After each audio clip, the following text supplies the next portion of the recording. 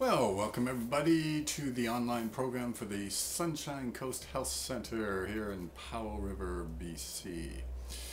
And for the last couple of weeks, we've been talking about these types of goals that psychology has now found in how people pursue goals. One type being these performance goals, the need to feel competent at something, and the other type being learning goals. This week, we're going to look at some of the strategies one of the strategies people use to get there.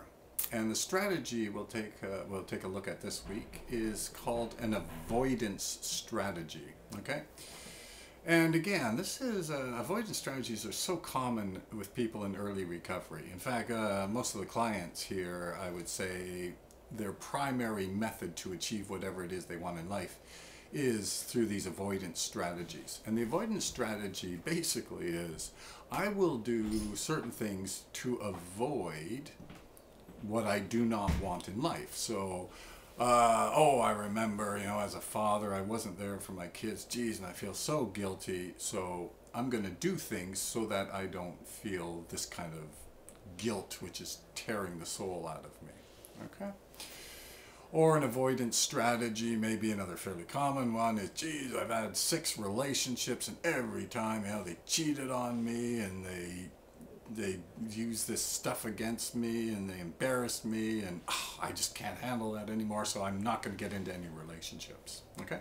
So to avoid that suffering, that emotional pain, so that's their strategy. So this is what they do. And for a lot of times it makes sense. For example, if somebody's got anxiety, right, we will give them some avoidance strategies. Maybe help them understand some breathing techniques, provide some of those techniques that Lisa Najavitz gave out on how to, for example, distract yourself for the mind racing.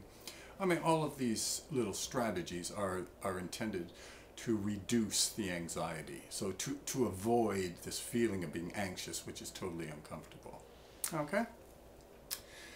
But it's interesting too, these avoidance strategies. Oh, and I should tell you this, well, those of you who've been at the Sunshine Coast Health Center know this already, that most of the clients come here and their express purpose in recovery, what they believe recovery is all about, is to avoid feeling what it was like when they hit bottom. So they actually, in many ways, their strategy for recovery is to avoid doing things that will land them up in the same place that got them here, right? So avoid drinking, avoid drugging, avoid screwing over their families, avoid hurting people, and it's just going to avoid.